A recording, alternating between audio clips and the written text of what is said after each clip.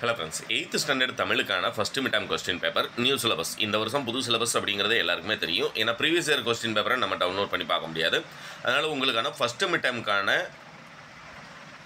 First 2 யூனிட்டில் இருக்கக்கூடிய questions மட்டும் இருக்கக்கூடிய ஒரு மாடல் கொஸ்டின். 100% நாளைக்கு எக்ஸாமில் உங்களுக்கு என்னென்ன கேள்விகள் கேட்பாங்க அப்படிங்கிற இம்பார்ட்டன்ட் மட்டும்தான் இதில் ஆட் பண்ணி கொடுத்துருக்கேன். இப்போ உங்களுக்கு ஃபஸ்ட்டு பார்த்தீங்க அப்படின்னம்னா 10 ஒன்வேர்டு கேட்குறாங்க. அந்த 10 ஒன்வேர்டில் என்னென்ன கேட்குறாங்க அப்படின்னம்னா உங்களுக்கு புக் பேக்கில் இருக்கக்கூடிய சரியான விடை. மக்கள் வாழும் நிலப்பகுதியை குறிக்கும் சொல் கொடுத்துருக்காங்களா, வைப்பு அப்படிங்கிறத நம்ம எழுதுகிறோம். ஏன்னா கடல், பறவை, ஆழி இது மூணுமே கடலோடு தொடர்புடையது. அடுத்து அப்படியே கீழே வந்தீங்க அப்படின்னம்னா உங்களுக்கு பொறுத்துக்களை இக்கு, இங்கு, நாவின் இடை, அன்னத்தின் இடை, அது எழுத்துக்கள் பிறக்கும் இடம் அப்படிங்கிறது புதுசாக ஆட் பண்ணியிருக்காங்க. அதில் இருக்கக்கூடியது படிச்சிருக்கணும். அடுத்து 4 வினாக்களுக்கு மட்டும் விடை தருக அப்படின்னு சொல்லி தமிழ் எவற்றை அறிந்து வளர்கிறது, இரட்டுற மொழிதல் அணி என்பது யாது, தமிழர் மருத்துவத்தில் மருந்துகளாக பயன்படுவன யாவை, தக்கார் என தொடங்கும் திருக்குறளை அடிவரலாமல் எழுதுக. தக்கார், தகர்விலர், அவரவர், எச்சத்தால் அந்த திருக்குறள் எழுதியிருக்கணும். இப்போ திருக்குறள்னு சொல்லும்போது உங்களுக்கு திருக்குறளில் இருக்கக்கூடிய முதல் 3 படிச்சிருந்தீங்க அப்படின்னம்னா உங்களுக்கு எக்ஸாமில் அட்டன் பண்ண வேண்டிய அந்த திருக்குறள் எழுதிடலாம். ஏன்னா திருக்குறள் அப்படிங்கிறது எல்லா டிஸ்ட்ரிக்கும் அது கேட்குறதுக்கு வாய்ப்பு கிடையாது. ஏன்னா திருக்குறள் நமக்கு சிலபஸில் இப்போ ஃபஸ்ட்டு மிட் டேர்முக்கு இல்லை அப்படிங்கிறனால இருந்தாலும் உங்களுக்கு எக்ஸ்ட்ராவே ஆட் பண்ணி கொடுத்துருக்கோம்.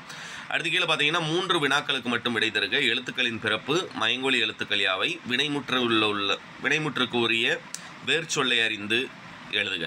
நடக்கிறது போனான்னு கொடுத்துருக்காங்களா, வினைமுற்றுக்குரிய வேர் சொல்லை எழுதுகன்னு கொடுத்துருக்காங்க. நட அப்படிங்கிறது அதற்கானது, போனான் அப்படிங்கிறது நட, போ, இதுதான் வேர் சொல். ரைட்டுங்களா. சிரம் என்பது டேஸ், சிரம் என்பது தலை. இலைக்கு வேறுபெயர் டேஸ்ன்னு கேட்டிருக்காங்க.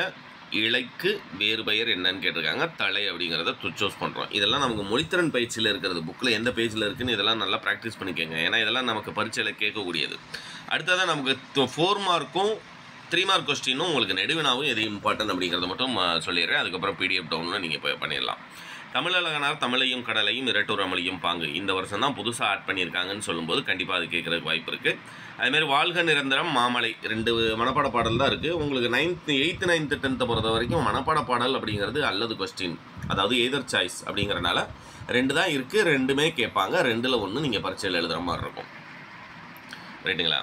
அடுத்தது 2 வினாக்களுக்கு மட்டும் விடை தருக. உங்களுக்கு 5 மார்க் கொஸ்டினில் தமிழ் மொழியை வாழ்த்தி பாரதியார் கூறும் கருத்துக்கள் L1ல் இருக்கக்கூடிய அந்த பாடல் படிச்சுக்கோங்க.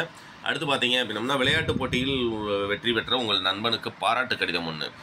அடுத்தது பார்த்தீங்க அப்படின்னம்னா உங்களுக்கு லாஸ்ட்டாக 7 மார்க் கொஸ்டினில் எழுத்துக்களினுடைய தோற்றம் ஃபஸ்ட் யூனிட்டில் இருக்கக்கூடிய உரைநடை ரொம்ப இம்பார்ட்டன்ட். அதேமாதிரி உங்களுக்கு வெட்டுக்கிளியும் சருகுமானும் கதையை சுருக்கி எழுதுக. இது என்ன சார் 2 தான் கொடுத்துருக்காங்க, 2யுமே இம்பார்ட்டன்ட் சொல்கிறீங்க அப்படின்னம்னா ஆக்சுவலாக நான் கொடுத்துருக்க கொஸ்டின் பேட்டர்ங்கிறதே வேறு. உங்களுக்கு பரீட்சையில் கேட்கும்போது உங்களுடைய டிஸ்ட்ரிக்டில் ஒரு செயல், ஒரு உரைநடை, ஒரு பொதுக்கட்டுரை அப்படின்னு கேட்டு 2 நெடுவினா கேட்பாங்க. எப்படி கேட்டாலும் நீங்கள் அட்டன் பண்ணுற மாதிரி இருக்கணுன்றதுக்காக தான் இந்த டைப்பில் கொஸ்டின் பேப்பர் கொடுத்துருக்கேன். அதனால் இந்த ஒரு கொஸ்டின் பேப்பர் நாளைக்கு நீங்கள் தமிழ் எக்ஸாமில் நல்ல மார்க் ஸ்கோர் பண்ணுறதுக்கு 100% உதவியாக இருக்கக்கூடியது. நான் சொன்ன அந்த 4 மார்க் கொஸ்டின், அந்த 8 மார்க் கொஸ்டினை கண்டிப்பாக படிச்சிருக்கேன். All the best.